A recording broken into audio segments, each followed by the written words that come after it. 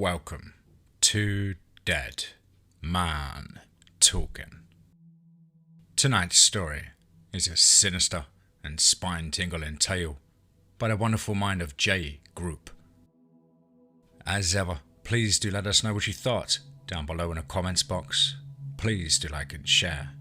It really does help build the channel and our community further. And why not hashtag TeamFEAR and DMT's Cryptid crew. And so, with that aside, let's get into tonight's story, entitled This is Not a Healing Pool. Let's get straight into that.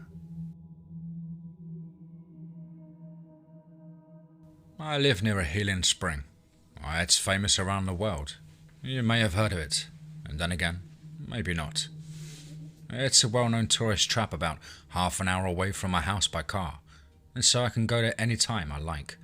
Others have spent their entire lives saving up and dreaming of going there, hoping to heal their terminal illness or broken body after hearing a story on the news or from a website.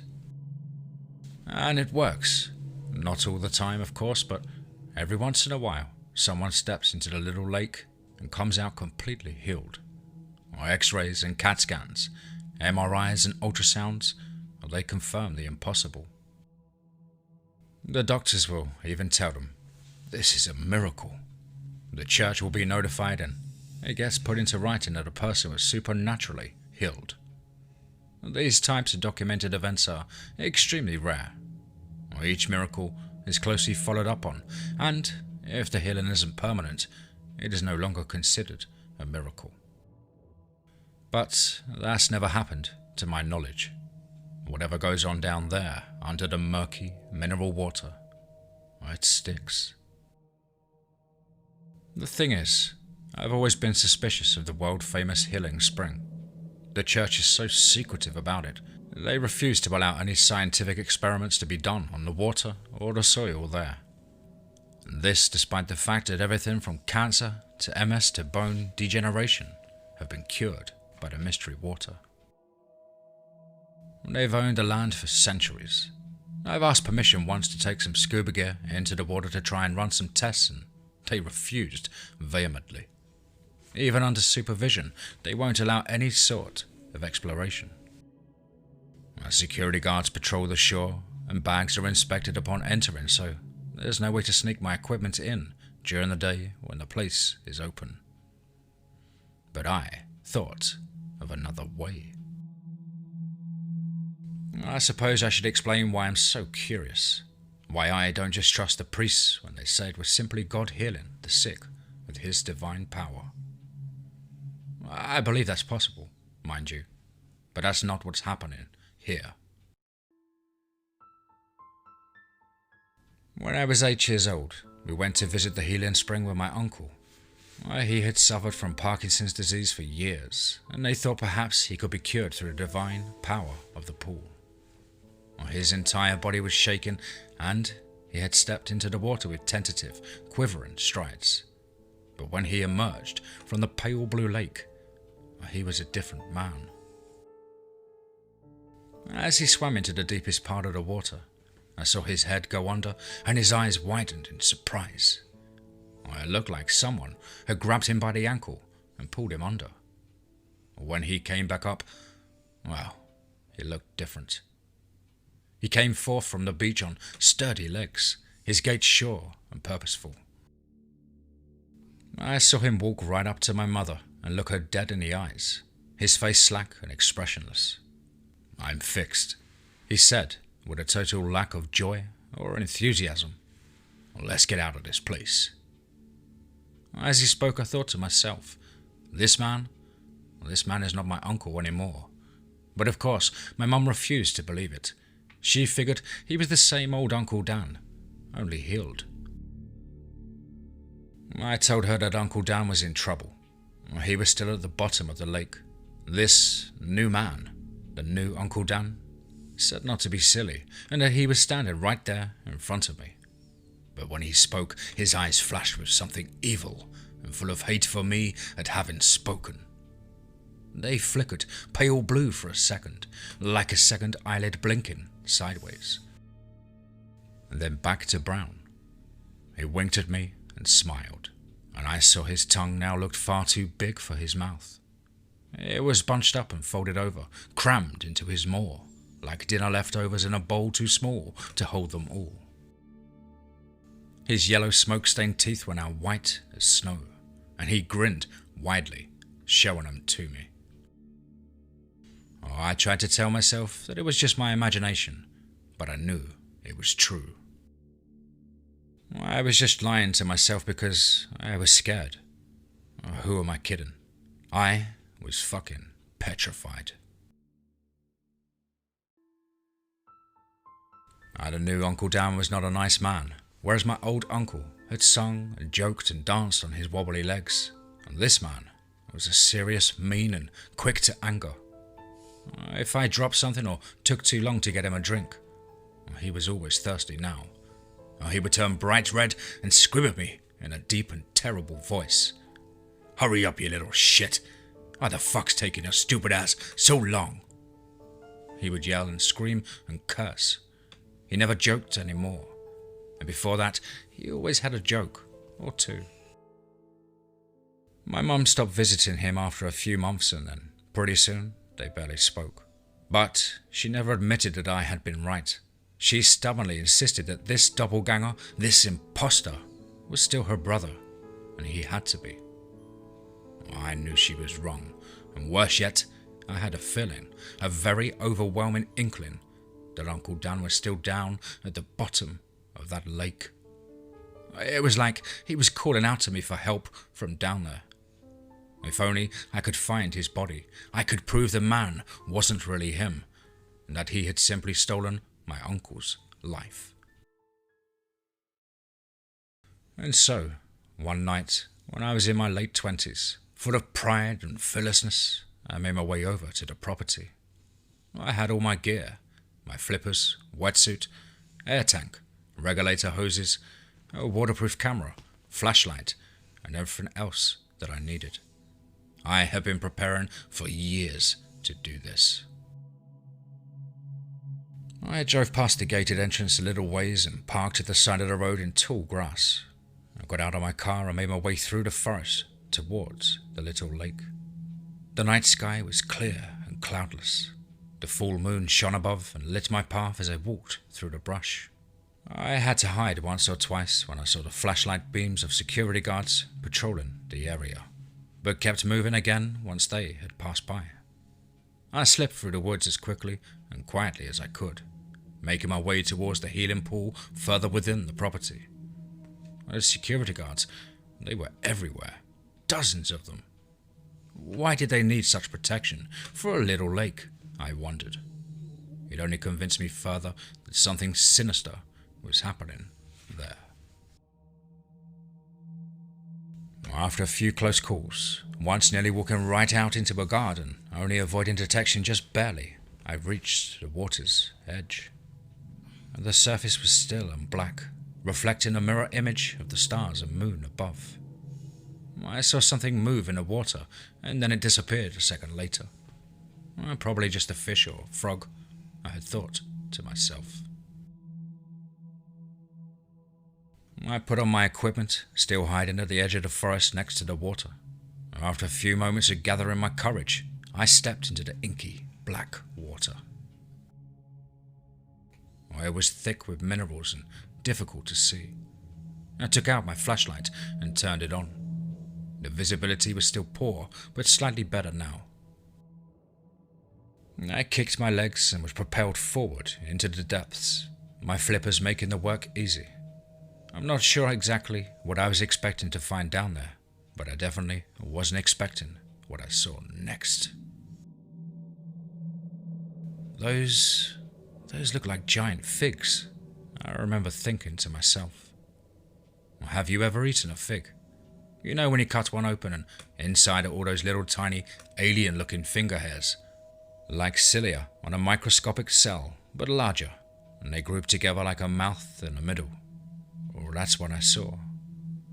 There were dozens of them, and they dotted the floor of the lake. They opened up like flowers blooming as I approached, and at the center of each large fig mouth was a white bulb the size of a cantaloupe. They appeared to be plants growing on the bottom of the lake, but they were massive, over 15 feet tall. I had never seen anything like them before in my life.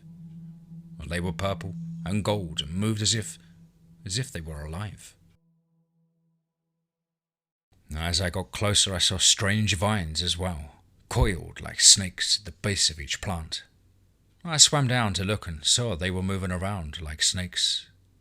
The white bulb at the center of the plant closest to me moved suddenly. I was far too close to it and realized too late, my heart pounding with fear.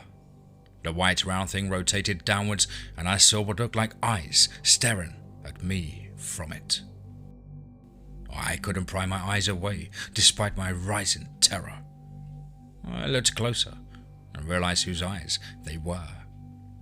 It was Uncle Dan, only his face, it was pale and bloated.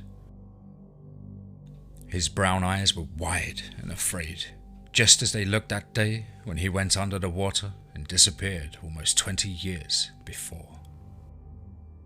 His entire body was enveloped in the cilia of its mouth. He looked like he had been swallowed alive by the disgusting purple fig plant. The little finger hairs moved around his head and wiggled around in sudden activity. They fluttered up and down and seemed to draw him back in as he struggled. His head wiggled and squirmed as I saw he was still fighting to get free.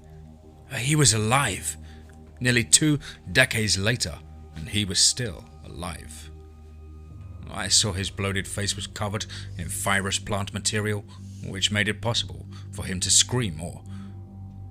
His head wriggled and squirmed, and I saw he was still fighting to get free. He was alive. Nearly 2 decades later, and he was still alive. I saw his bloated face was covered in fibrous plant material, which had made it impossible for him to scream or open his mouth. The plant was feeding him oxygen and nutrients. I realized that it was keeping him alive, but why? I felt something wrapping itself around my ankle. I looked down with increasing fear. I was pulled down suddenly, and I saw a long vine that ensnared my leg like a boa constrictor. Not good. Not good at all. I got the feeling when it got me in its clutches, it would hold me in its terrifying mouth forever, just like my Uncle Dan. And not only that, but I looked and saw it was pulling me in, towards the open mouth of one of the giant purple figs. This one looked younger and slightly smaller. I got the feeling when it got me into its clutches, it would hold me in its terrifying mouth forever, just like my Uncle Dan. And not only that, but there would suddenly be a new me created, a meaner, thirstier me. My thoughts raced and I suddenly remembered my knife. I managed to grab it as the vine dug deeper into my leg. I could feel it squeezing my bones and crushing my body tissues with its powerful grip. I reached down and slashed at the vine with my blade, cutting shallow gashes into the tough skin of the thing. Its grip stayed firm and didn't relent, and with increasing horror, I realized it was wrapping itself even more tightly around my ankle and squeezing tighter and tighter. I began to feel pins and needles in my foot. I reached down again, and this time tried to saw with the blade, running my knife back and forth quickly and ineffectively as panic began to take a hold of me. Fear swelled and grew within me as I saw the monstrous plant was very close now, its alien mouth opening and closing, the cilia moving around with anticipation as if the thing were licking its lips with hunger. This one did not have a white bulb at its center. It wanted me for that coveted place. I sawed with the knife harder and quicker, my heart beating fast and heavy in my chest, loud enough I could hear it in my ears. The pain in my leg was incredible. The thing felt like it was made of stone. I hacked and dug with the pointed tip of the blade and tried fruitlessly to gain purchase on a writhing tentacle. The knife slipped and skidded painfully into my skin, causing me to wince in sudden sharp pain of another variety. Another vine came up and began to pull at my mask, trying to rip it off of my face. I slashed and hacked with the knife and managed to cut off a piece of this thinner vine, and it retreated. But then, several others began to approach from the depths. This was not going well. The agony in my ankle and foot grew and grew until it went completely numb. As the pins and needles sensation went away to be replaced by a heavy pressure pain. I pictured my foot turning increasingly darker shades of purple. At that moment, I was beyond desperate. The pain in my leg was worse than anything I had ever thought possible, and my hacked sawing at the vine was making no progress. I took a deep breath and began to saw at my own leg, rather than a tentacle that had ensnared it, making quick progress on the flesh below the kneecap. Compared to the vine my leg made for easy work, the knife cut through the skin and tendon like it was a tough steak. The pain, it was terrible, but the idea of getting free was better, and I continued sawing, biting down on the regulator mouthpiece and trying desperately to keep breathing. I reached the bone and continued to saw with a serrated part at the blade. I was making tiny bits of progress and starting to become slightly hopeful, when one of the vines pulled off my face mask and another yanked the regulator out of my mouth. I managed to get one last breath in before my air source was pulled away.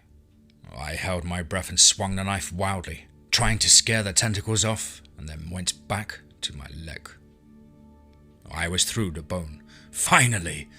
My hand continued to saw through the other side, and I felt a huge weight drop off below me as my dismembered foot fell down to the depths. Kicking with my one remaining leg, I swam to the surface. The other vines brushed against me as I escaped, but I managed to get away without any of them managing to grab onto me. I got to the surface of the water and took a huge, gasping breath of fresh air. My legs screamed in agony, and I struggled towards the beach. And when I got there, several security guards were waiting for me. I got the impression that they had no idea what happened beneath the lake, at the bottom. They were simply hired goons. Their faces regarded me with pity as I coughed up water from my lungs and screamed in pain. "You lose your other leg?" one of them asked dully. Luckily, they felt bad for me and dialed 911 before calling their bosses. I managed to escape from the place in the back of an ambulance and wound up in a nearby hospital, on the trauma unit there. I was there for over 3 months. After multiple surgeries, they managed to make a stump that could be fitted for a prosthesis. The nurses and doctors, they were amazing, giving me encouragement and support as I made my healing journey, as they called it. I guess I shouldn't laugh, but it really was a trip. I worked with prosthetics and occupational therapists and physiotherapists and orthopedic surgeons, rehab specialists, and finally, outpatient treatment clinics. It was at one of my infrequent visits to one of these clinics recently that something happened which prompted me to write this. I was sitting on a steel table in the examination room, trying not to slide off and tumble down to the floor as a disposable paper covering slipped beneath me. The occupational therapist walked in with her student at her side, and they regarded me for a moment and looked at their clipboard together as one. Their eyes looked up at me from the clipboard, 2 pairs together at the same time. Their eyelids didn't close, but I saw them blink a second set of eyes sideways. Their irises flicked pale blue for just a second, and they smiled at me. "What are you doing here?" the occupational therapist asked me. "Didn't you hear about the healing spring?" "Oh, it's very close. We can show you." Her long tongue slipped out of her mouth as she spoke, and she poked it back in.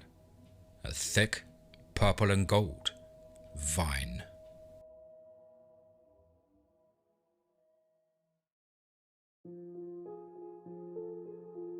Wow, wow, wow, wow. Another one. Wow. Absolutely intriguing and quite sinister story there. What a fantastic concept. A big thank you to the author, Jgrupe, over on Reddit No Sleep. Guys and girls, please as ever, do take a second to click the link, of which I'll leave in the description box below. That'll take you over to Jgrupe's Reddit profile. Why not smash an upvote and possibly leave a nice comment, as it really does help them build their presence as writers on the Reddit platform. As ever, please do let us know what you thought down below in the comments box. Please do like and share. It really does help build the channel and our community further. And why not hashtag TeamFEAR and DMT's Cryptid crew. Of course, if you're an aspiring writer or just fancy having a crack at things like myself, please do get in contact with myself at the usual email address as on screen, which is dmtforesterfear@gmail.com. I hope you've all had a fantastic week at work or school or whatever it is you do, and are staying fit and focused during these testing times. But above all, remember, be safe, not sorry.